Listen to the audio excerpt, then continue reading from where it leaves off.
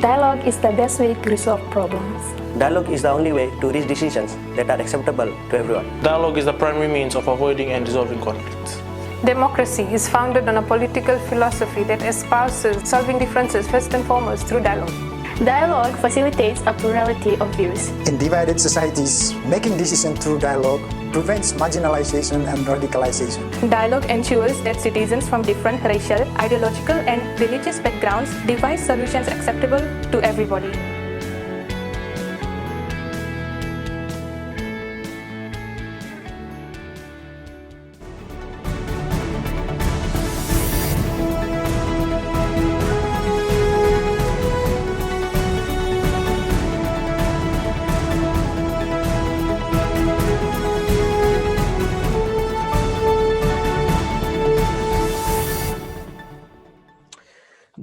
And welcome to this webinar. In today's Talanoa with Minister, we are going to be talking to the Honorable Minister for Health and Medical Services, Dr. Ifereimi Waqainabete. This webinar is part of activities that we are implementing under the Upholding Citizens' Constitutional Rights for Democratic Consolidation in Fiji, which is a project that is funded by the European Union and is implemented jointly by 4 partners and led by International IDEA. I'm Nilesh Lal, the Executive Director of Dialogue Fiji, and I'm going to be the moderator for today's webinar. On behalf of Dialogue Fiji, I'd like to welcome you all to this webinar, and I'd also like to thank you for your interest. And we definitely look forward to your contributions. Today, we are very privileged to be joined by Dr. Ifereimi Waqainabete, who is the Fiji's Minister for Health and Medical Services. In fact, we are very thankful to the Minister for availing himself given the circumstances that are prevailing at the moment and the critical importance that the ministry has at this point in time. We'd also like to join hands in congratulating the Minister and the Ministry of Health as a whole for your efforts in the successful containment of COVID-19 pandemic in Fiji and the successful recovery of all cases without any deaths. Without any further ado, I'm very mindful of the fact that the Minister only has a limited amount of time with us. I once again welcome the Honorable Minister, and I'd like to now invite him to talk to us about the Ministry's approach in containing the pandemic outbreak in Fiji. Thank you, Nilesh, for inviting me, and also thank you for this opportunity. Once again, I just want to say that COVID-19 in Fiji has been a whole of government effort, and we've had able leadership of the Honorable Prime Minister in taking us through what has been a very difficult time, not only for us in Fiji, but all over the world. And I would like to, in the next few minutes, just talk about what we've been doing so that we could understand what has been the government and also the Ministry of Health approach.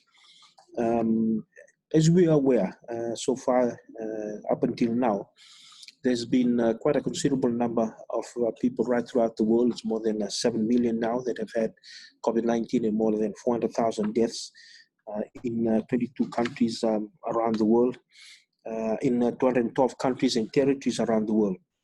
And one thing that we're also certain of is that this COVID-19 is beginning to push a new normal. And I'd like to talk about what we've been doing here in Fiji so that we could understand where we are. We had our first case on the 19th of March, 2019, and also 8 days before this, on the 11th of March, we started our testing locally at our Fiji Center for Disease Control. Using in our molecular lab, the RT-PCR system that we have in place, which takes about 6 hours. So our scientists work over the night to do tests. As of yesterday, we've had now 100 days of testing in Fiji. And on the 19th, we had COVID-19.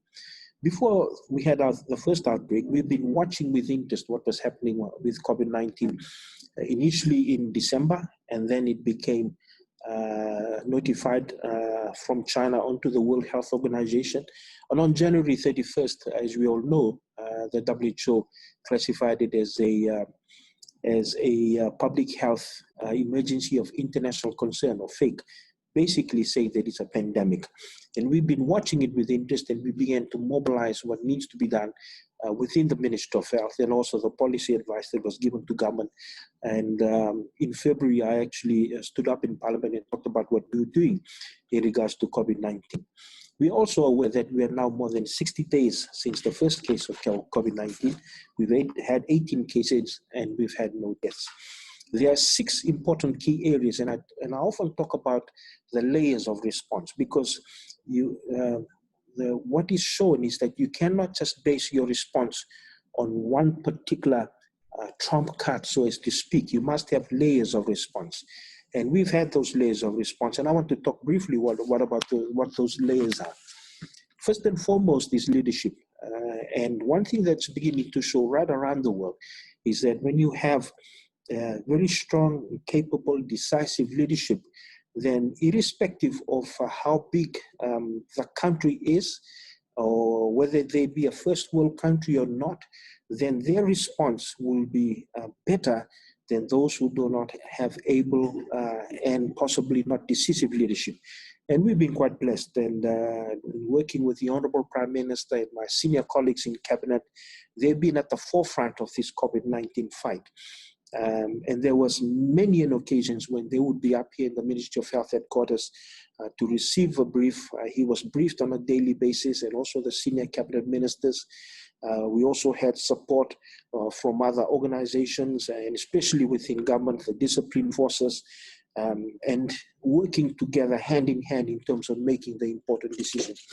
And also part of that was the fact that the Honorable Minister for Economy devised a comprehensive and the tough and the much needed supplementary COVID-19 budget, in which we had a separate funding that was devised for the Ministry of Health, the extra 40 million specifically for COVID-19. And this was so important because what we needed to do was ensure that the normative functions of the Ministry of Health, so for example, those mothers that need to deliver children, those children that need immunization, those who need critical operations, those continue, and that we have separate funding specifically for COVID-19. So that was very, very, very useful to the fight, and I thank the Honourable Minister for Economy for the budget device specifically to support COVID-19, not only for us, but also for the other areas in terms of the social protection. We also had within that supplementary budget consequential bills that were passed and became acts specifically for COVID-19. And these were used to ensure that we had adequate quarantine in place, and also making sure that we had powers gazetted for the minister and also the permanent secretary for health to allow to, for example, to give them the ability to control movement and physical or social distancing as part of that. We also had a multi-agency steering committee at the official level. This was chaired by the permanent secretary for health. And this met regularly, and this became the permanent secretary's forum. And we also had, as you all know, a task force within the Ministry of Health. And this comprised of our senior health managers, our medical experts, and they met very regularly. And then we also had what we call the COVID-19 incident management team, headed by Dr. James Hong, who's now our acting permanent secretary for health. And so the IMT team specifically was the arm of the Ministry of Health, working with other agencies of government to tackle COVID-19. And they had liaison officers that came from other ministries, the discipline forces, for example. They also had work hand in hand with other development partners. So secondly, the second thing that was also important was our border control.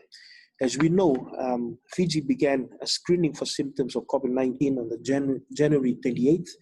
We were also one of the first countries in the world to have a supplementary health card that was given to every patient, every passenger that was going to disembark in Fiji, which told us whether there was any untoward symptoms that we had to be confirmed, that we had to be concerned about.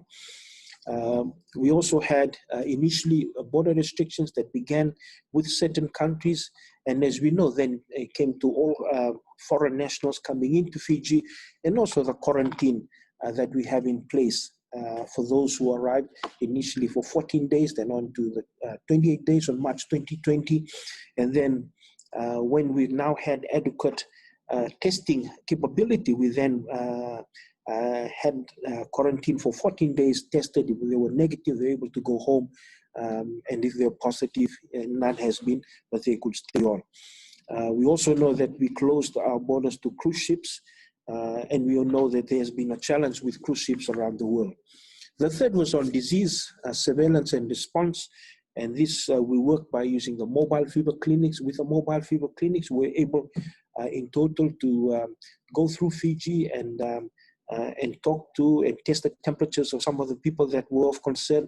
And in total, there was 93% of the population that were screened through the mobile fever clinics. We also had the fixed fever clinics. At one stage, we had 40 fever clinics right throughout Fiji. We have come down now, and here at the moment, there's about just a little bit more than 20 that are still in place. But these were the other mechanism or the other layers that we have in place.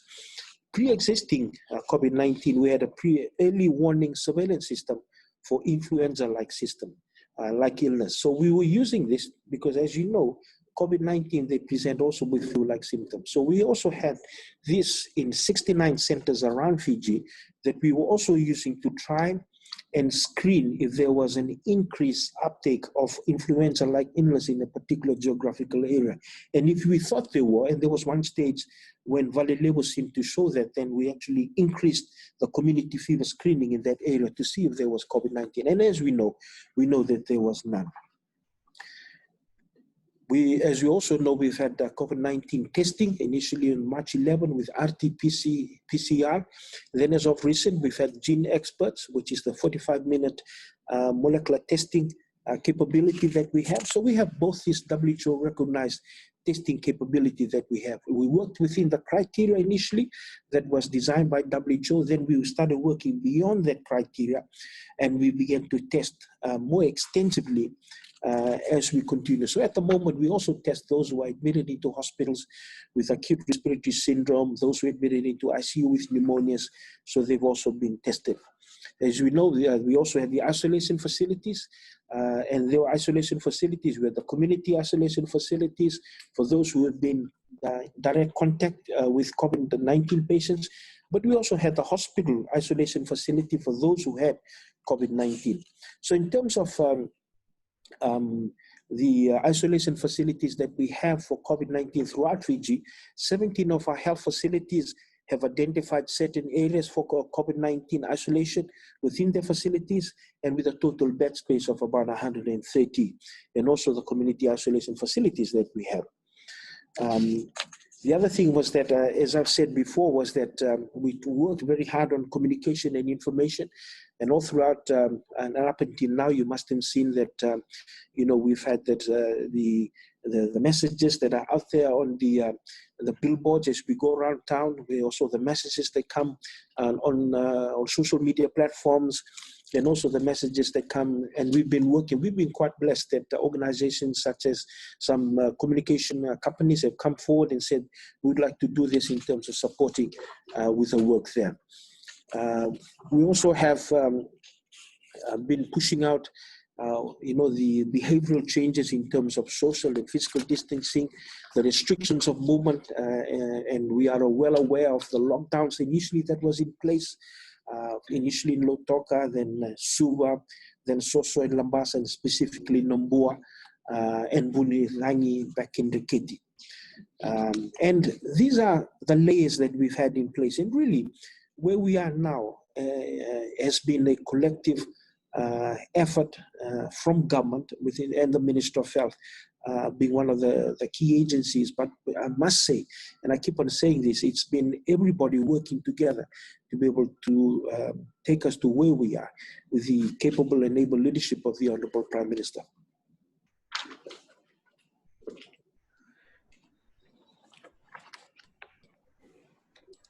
Yeah, so maybe I could hand it over back to you, Nilesh. Okay, thank you very much, Honorable Minister. And definitely, that was very informative. I know that there's a lot of interest about the very strategies that has been utilized by Fiji, given the successes that we've had in the containment of the pandemic in Fiji. And as you've mentioned, and as you've informed us all, it has been a whole of government approach, and there has been very good coordination with a number of agencies in order to bear the sort of outcomes that we have had so far. Even before this particular pandemic struck, there was the measles outbreak in the Ministry of Health also, and a lot of accolades for the successes it had in the containment of the measles outbreak and the extent of the vaccine coverage in Fiji. So that is truly commendable, and we congratulate you, Honorable Minister, and of course the ministry staff for your successes. And of course that also increases the level of trust and confidence that the people of Fiji have in the able leadership of the minister and the capacities of the ministry. So now we're going to open it up for questions, and we would like to now invite the participants to indicate through raising hands using the feature that is available on Zoom, to be able to indicate that you do have a question that you need to pose to the minister. Okay, whilst we are waiting for participants to put their questions across, there were a number of questions that were sent in, Honorable Minister, and I'm going to be asking some of those questions on behalf of the people that sent us those questions earlier in the week. So one of the questions that we received was with respect to the supply of essential medication. So with the disruptions to global supply chains that have been caused by the pandemic, do we have sufficient stock of essential medication in Fiji? And does the MOH envisage supply constraints or hikes in prices in future? Thank you. The pharmaceutical and also the supply chain challenges is not limited to Fiji, it's all throughout the world. As you know, there are challenges with freight, and certainly in some of those higher income and also first world nations, there were places where they actually had manufacturing for medicines. And so with COVID-19, with the lockdowns, they also had the challenges with being able to manufacture certain medicines. We've been quite blessed that we've got the freight flights that we have in place with Fiji Airways. So we've been able to work with Fiji Airways and also ensure that we connect with certain flights that come through. There are certain challenges with specific medications. One of the great things though that we have is that, for example, take for example one disease like high blood pressure, hypertension. We have several medicines that we have in place in Fiji for hypertension, provided by the Ministry of Health. So, for example, if there was a certain medicine that was beginning to have out of stock issues or low in stock, the clinicians were able then to look at other alternatives to that medicine within that group. So for diabetes, we have several medicines that we use. For antibiotics, we have several medicines. And as I said, the purchases continues because we had a COVID-19 budget that was separate from the Ministry of Health normal budget. So the Fiji Pharmaceutical Biomedical Services, they were able to continue to purchase medicines using their budget, and also trying to ensure that they lock in with the freight flights that are in place to be able to bring the medicines back. And I've seen in communications throughout the weeks, as the weeks gone by, that linkages have been done. And in some instances, they have been working with our Ministry of Foreign Affairs, who's been also working with the countries in which they are placed to be able to ensure that we find ways to get our drugs and consumables into the country. So yes, there have been challenges, but we are not only the only country in the world that has had that challenges, but in respect of the fact that we have a certain, that the budget specifically for medicines remain as they are. They continue to purchase, and we're working hand in hand with Fiji Airways and Ministry of Foreign Affairs to be able to ensure that we find consistent connections in using the freight flights to bring it back to Fiji.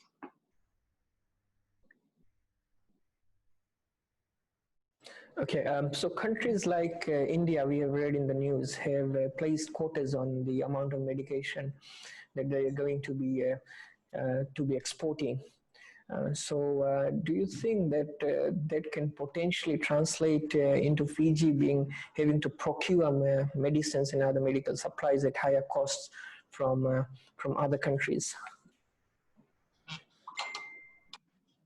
Yeah, Nilesh, this is a very dynamic situation, so as to speak.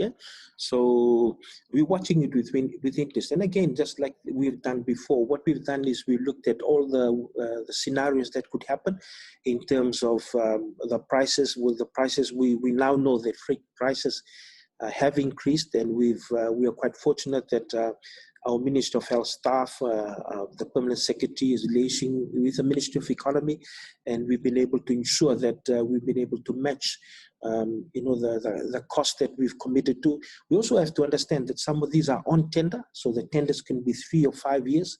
So when a particular company says they're going to supply us, they're going to supply us for that period of time. And there are certain restrictions on how you break the tender. So one of those things like freight is something that we have to maybe increase the payments around freight to ensure that those medicines come through. But as I said, this is a very dynamic situation. We're watching it with interest. We're also making sure that we actually look at all the scenarios that can happen and working with other agencies within government to ensure that we actually cover all those deficiencies and those gaps when we face them. Certainly, I think everybody will agree that this is a novel situation fraught with a lot of difficulties, and it is a very rapidly evolving context, and it is very difficult to predict how things will change in given how the pandemic is having its impacts on global supply chains, on different production centers across the globe. So next up we have Racheli Marama that has indicated that she's got a question to ask. Racheli. Honorable Minister, just a question. How are we preparing for possible second or third waves, as is usually seen to happen with pandemics? Thank you, Racheli. We've been thinking about this for quite a while, because as we all know that China had initially had the epidemic, and then had certain waves that continued. We had countries that had the second wave, and now, as we also know, as you said, the third wave. What we've also done is we looked at the literature and looked at what works in terms of preventing the second or third wave, or how some countries or how some Ministry of Health have looked back in retrospect and said, if we've probably done this, then we probably could have prevented a second or third wave. One thing is for certain, is that the theme is the new normal. So when we talk about lifting restrictions, so as to speak, it doesn't mean that we go back to the old normal. We have to understand that we have to continually push out the behavioral change into the new normal. And that begins with us at the Ministry of Health. So one of the things that was happening within this COVID epidemic was that some of the hospitals and health facilities were the epicenters of the disease, because let's say, for example, somebody brought the disease, infected the doctors and the nurses, they were well, they didn't know they had it, they start spreading it to the patients, they start spreading it to people coming in, and they became the epicenter of the disease. So within the Ministry of Health facility, to prevent the second or third wave, we've actually gone through a change in terms of making sure that we try to abide by the physical and social distancing, also ensuring that we stick to tight infection control measures that are in place to prevent a second or third wave, making sure that we have those isolation units, making sure that we beef up the capability within our intensive cares, getting new ventilators, and we've had also support in terms of making sure that we get new equipment that might be useful to fighting the COVID-19. But also, we've been working as our Minister of Health experts have been working with other government stakeholders as providing technical advice, because industries are linked to them in terms of what we need to do to be able to prevent a second and third wave. And suffice to say that that the Honourable Prime Minister, as we all know, within the next few days, he will be making, the announcements in terms of moving forward, in terms of what is going to happen and the restrictions, which ones are being lifted and which ones, remain, so as to speak. But there has been extensive discussions that have been happening in that sphere, noting what has been happening around the world, but also what needs to happen within our own systems and within our process. But as I said, it has to begin with us at the Ministry of Health. We've had to make sure that we actually preach what we actually practice what we preach, and that the prevention of the second wave has to begin with us, and we are doing our part for that purpose. Okay, thank you, Honorable Minister, for the response there. Dr. Ashank Naidu, I believe you have a question.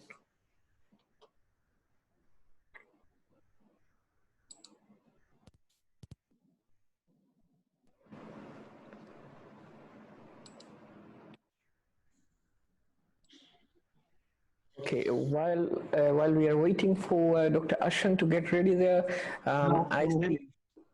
Ashank, you're ready. First of okay. all, right. I'd like to thank the Minister for Health, Honorable Waqainabete, and Honorable Frank Bainimarama for leading the country in such a tumultuous time and being strong leaders. Right, I'd just like to, if people can, if your participants can see, please see this WHO report. And just a humble request to the Minister that, if in case we do have a second wave or any other pending natural disaster, because as I represent the private sphere doctors, general practitioners in the country, because we, in a way, kind of felt let down because we were not provided with PPEs and all that. We had to scrounge here and there for those. I understand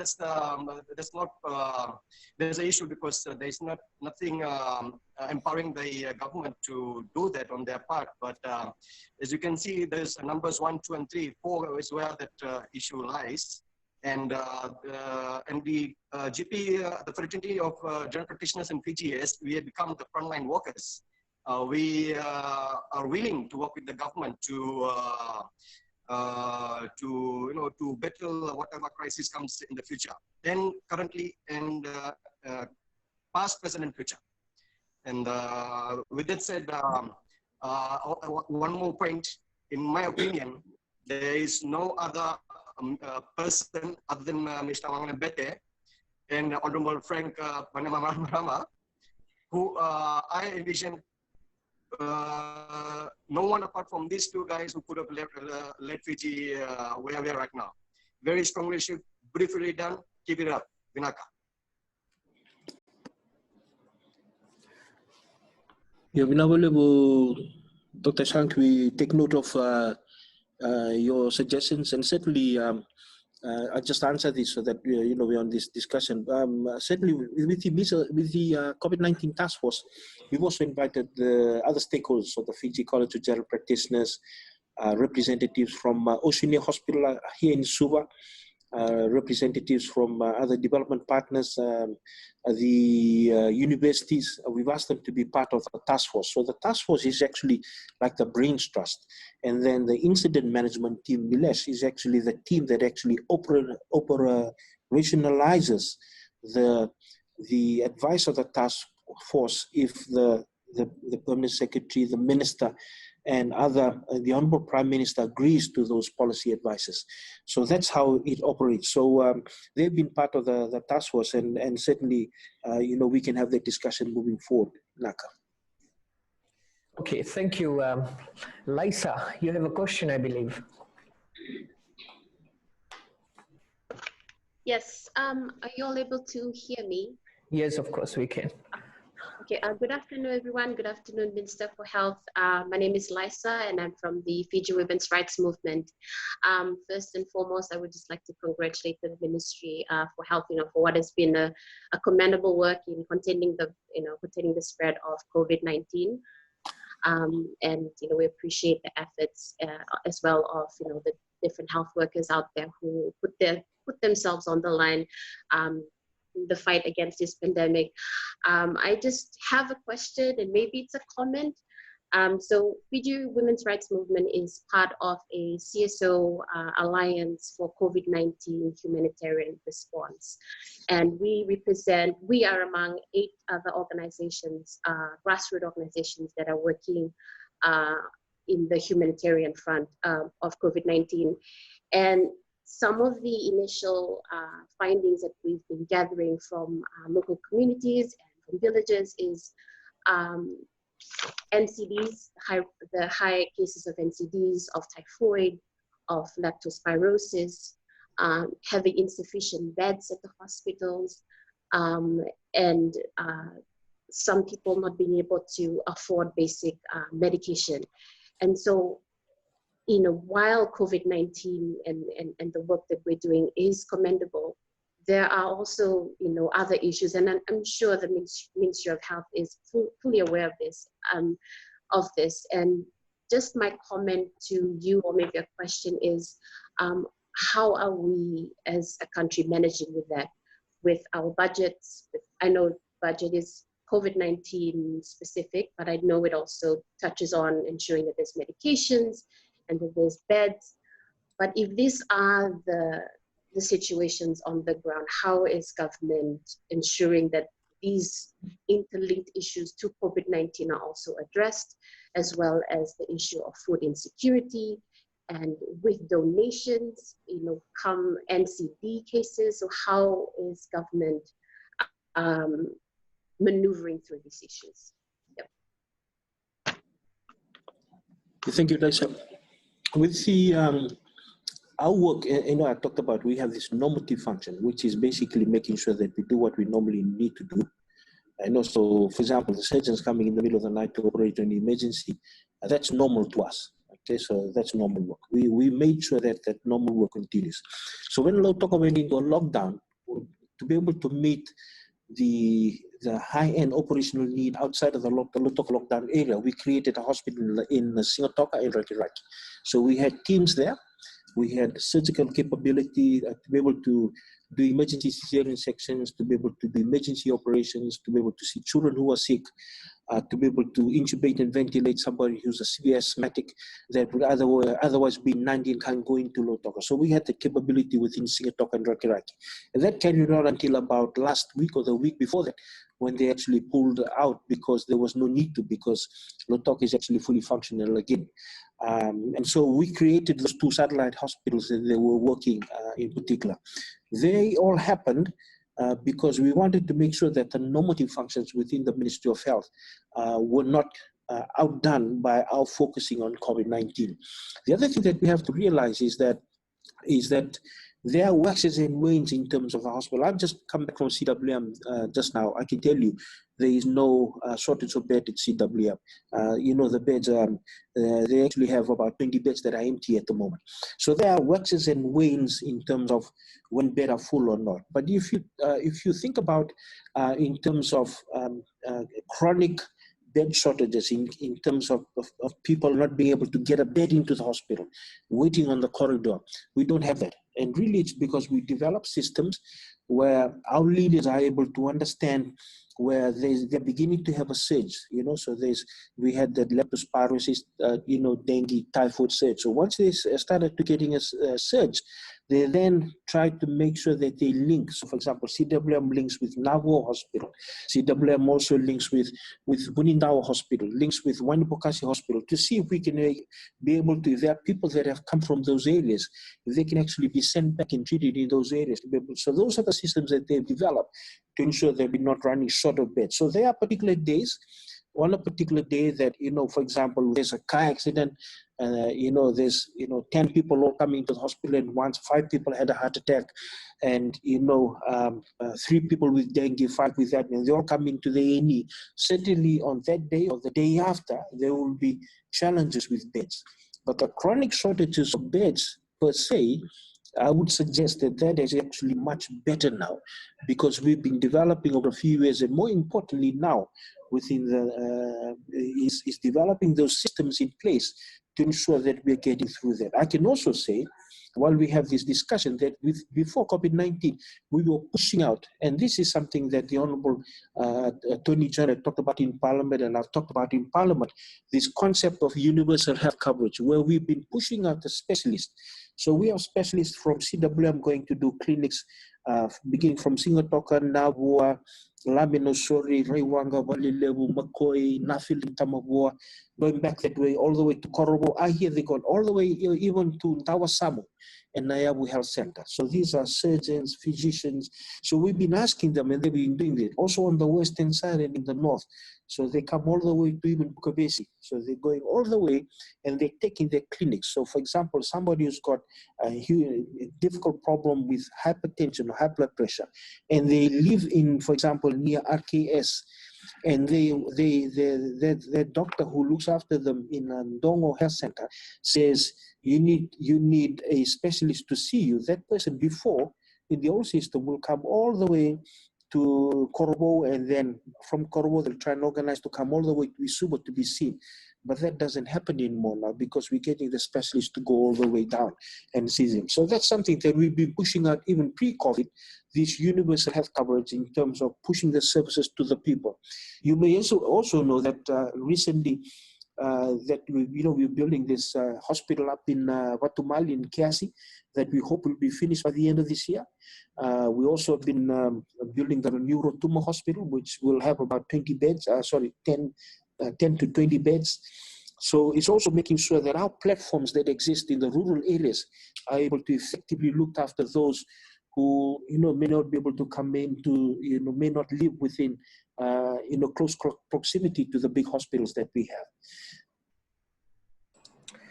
Thank you, Honorable Minister, for the very detailed explanation there. We're going to now go on a very short 15-second break, and when we come back, we'll take the question from Rusiate Mataika.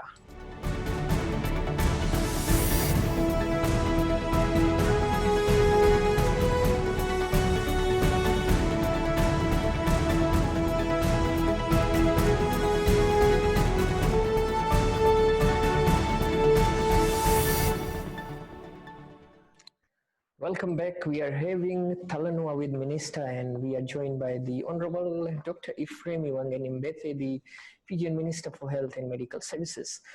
So going further, we'll have the question from Rusiate Mataika.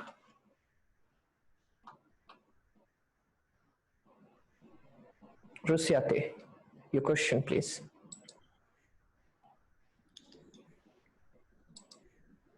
Okay, so while we're waiting for Rusiate to get ready, we'll have another question that has been indicated. Rajan Murti, you also have a question. My question is, at this stage, people are facing a lot of job losses, salary reduction, and other problems associated with economic fallout due to the pandemic. So we can envisage a spike in mental health problems. So what are the plans the ministry has for this possible issue that will come out of this pandemic also? Thank you. Thank you, Mr. Murti. There's no doubt that that's something that we've also been concerned about. We've been talking with our mental health units. So what we have in place is we have the facilities. So we all know St. Giles, but also we have a stress ward at CWM. We have a stress unit at Lautoka, and also we have a stress unit in Labasa. We also have doctors trained in mental health, but more importantly, we've had a growing cohort of nurses trained in mental health. And a lot of the programs now are more community-based. I've just been talking about how we want to keep on pushing our services, our high-end services into the community by making clinics and consultations available at the nearest facility in the community. So our community mental health is something that we are working very hard on. We continue to work hard on. We've had also discussions with other organizations and agencies, NGOs, in terms of how we can work together. Just to bring to the fore while I still remember, so when we had the cyclones, Tino, Sarai, and also had TC Herald, we had we actually deployed from the Ministry of Health our Fiji Emergency Medical Assistance Team, and this team, as we all know, we became the ninth the country in the world to be EMT recognized by WHO last year. So our team actually had mental health capability also, and also we invited a psychologist from MPS to go with them into the communities that were decimated from the cyclones and also provide that psychological support. So that was specifically for the cyclones and TC Herald. And for COVID-19, we in one of our senior meetings, we talked about how we can be able to support this going forward and the work of our mental health services. So what we've been doing is actually asking our mental health services to continue to link with all the support services that are there in the community, because some of these NGOs have an imprint in the community into places that we normally, would not be very strong in. And actually, so they've been linking with them and finding ways in which we can be able to support Fijians better using that safety net that we can provide together. We know that there are challenges because as we all know, no one's had COVID-19 before. And also no one's had a protracted course of a pandemic like this before that is actually just in a way disturbed the way that we normally do things, and we're working into the new normal.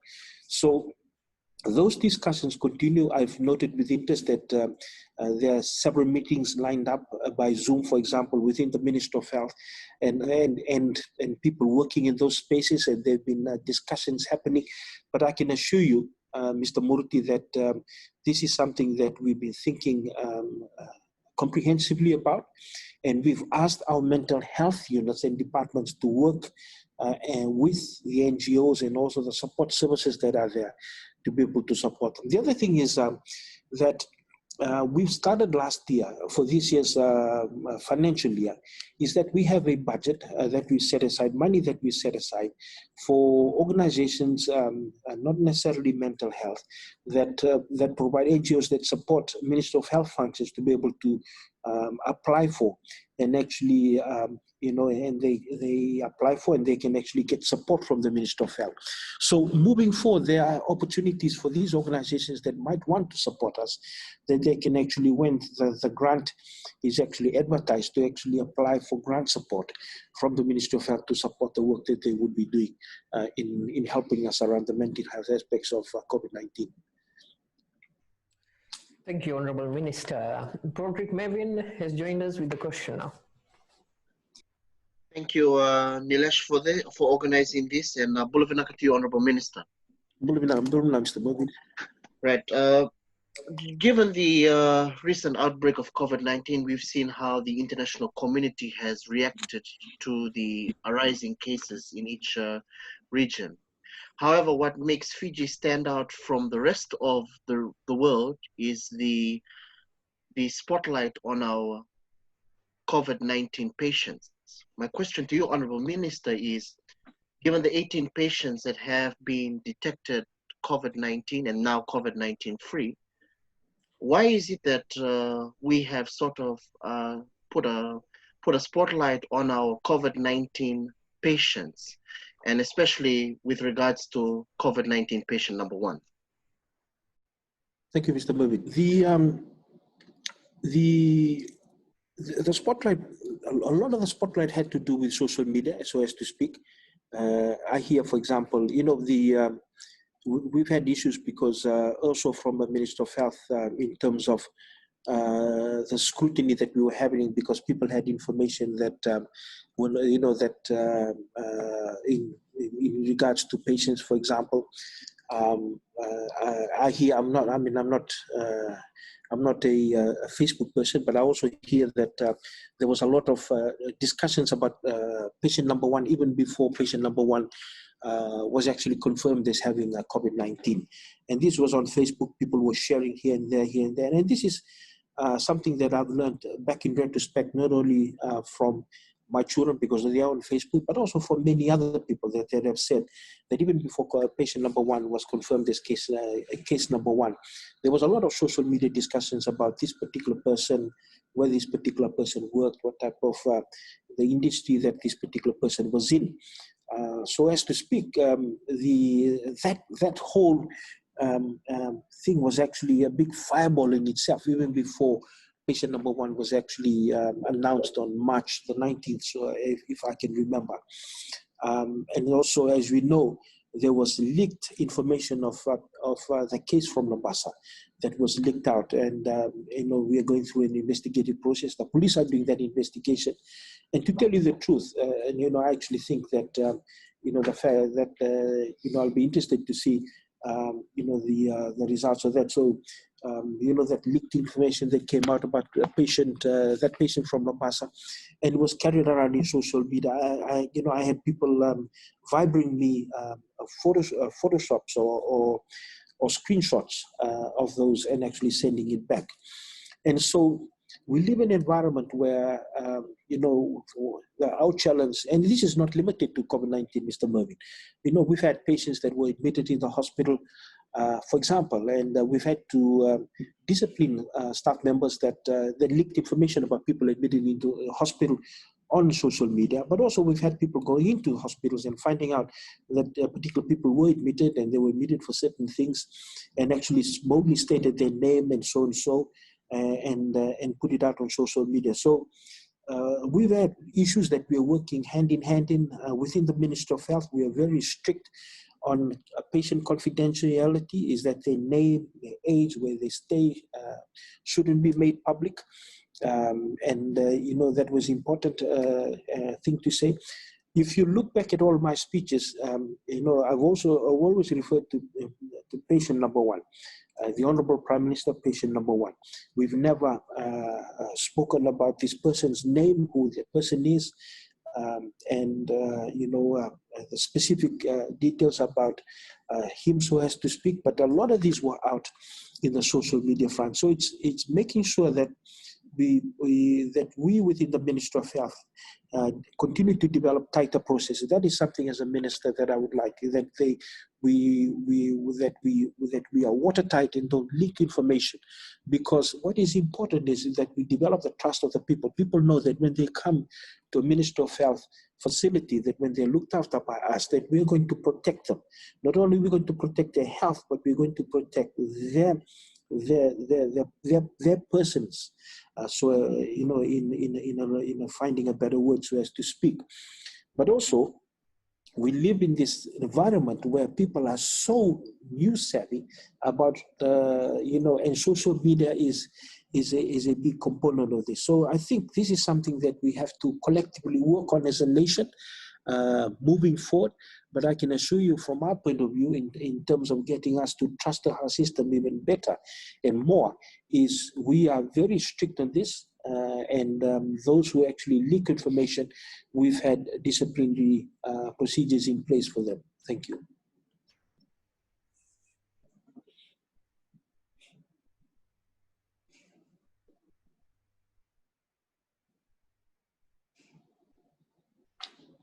To Vikash Mehta. Good afternoon, Honorable Minister. Mr. Mehta. My question is, what is the provision in place for emergency medical treatment overseas, sir? Thank you, Mr. Mehta. At the moment, one of the things that is a challenge is that all over the world, a lot of the countries around the world, their borders are closed.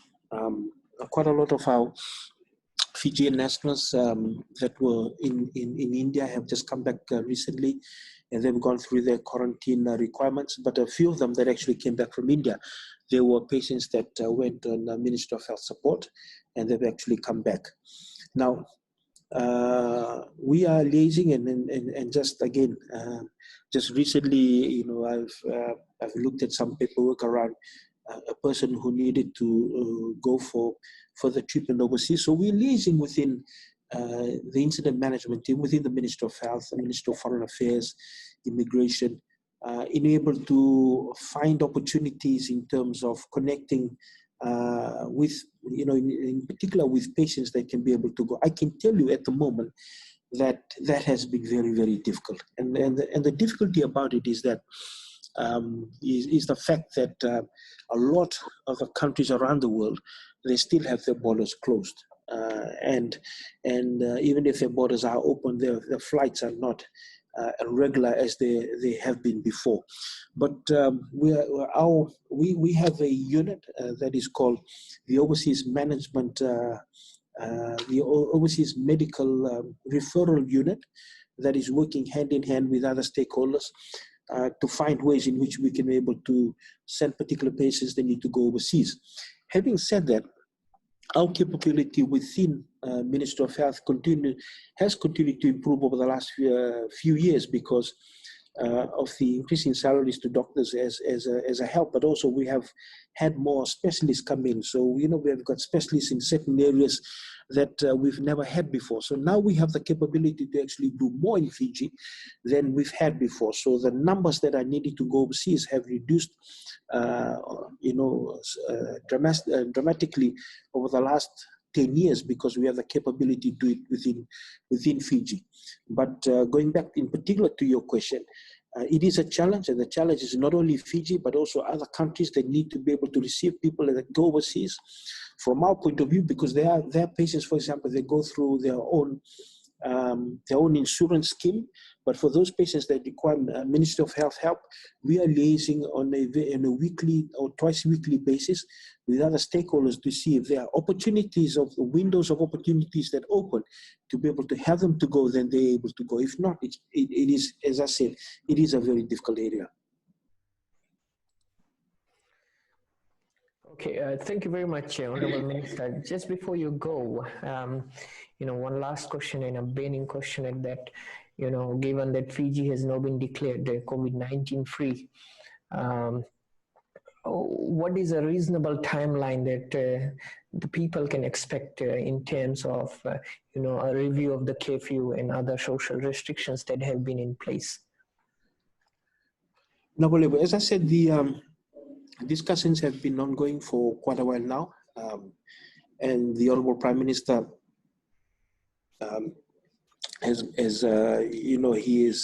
he said that he will be making announcements in those areas within the next few days. So it'll be useful just to wait out and see what will happen in the next few days in terms of where we're going to be. But I just want to finish by saying, Nilesh, two things. First of all, it is a very dynamic situation.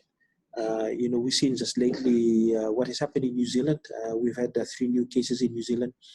And also there's been some waves in Beijing, so as to speak. So it's a very dynamic situation. We must understand that no one is completely COVID-free unless the world is COVID-free. So we have to understand that important thing. The second thing I want to say is we all have to push the new normal. And the new normal is the physical distancing, the hand hygiene or the personal hygiene, is making sure that we commune as less as possible. We Zoom, for example, making opportunities like this. So I think those are, for me, the important things. Because if we are to think that we're going to, let's go back to what we used to be before, because I don't think that is the way to go. And lastly, I just want to thank you for this opportunity to be on Dialogue Fiji, and I wish everybody a blessed weekend. Thank you very much, Honorable Minister, for your time. We indeed feel very privileged to have such direct access to you during Talanoa with the Minister this afternoon, and I'm sure that everybody that joined us actually appreciated this opportunity to be able to talk to you. We thank you very sincerely for your time and for your willingness in being in wanting to engage with the members of the civil society, with members of the community on such a direct in such a direct way. And as I had stated at the outset, we continue to have great confidence in the Ministry of Health and its efforts. And I'm sure that, this pandemic, which is an unprecedented crisis in many respects, actually requires the concerted efforts of various stakeholders, the citizens of Fiji, the government, and different sectors in order to be able to be adequately addressed. And we hope that you, Honorable Minister, would be available in future for engagements of this nature, so that we are able to, get updates from you, and we can, of course, have this kind of an engagement. Thank you very much for your time, for your participation. We also like to thank every participant that joined us this afternoon. We hope that this engagement has been useful to everybody. We'd also like to thank our co-implementing partners, our lead implementing partner, International IDEA. And we'd also like to thank our funding partner, European Union, for making this possible. So until the next segment of Talanoa with Minister, Pinaka Vakelebu and Nisa Mode. Thank you, everyone. God bless.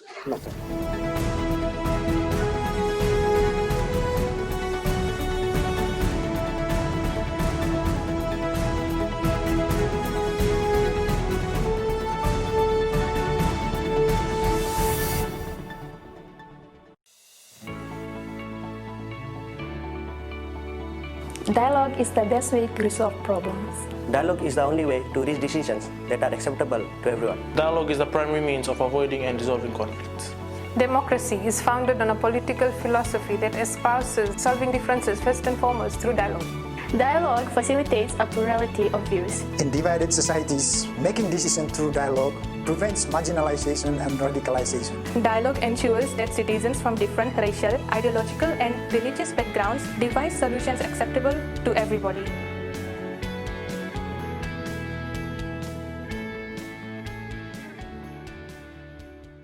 Religious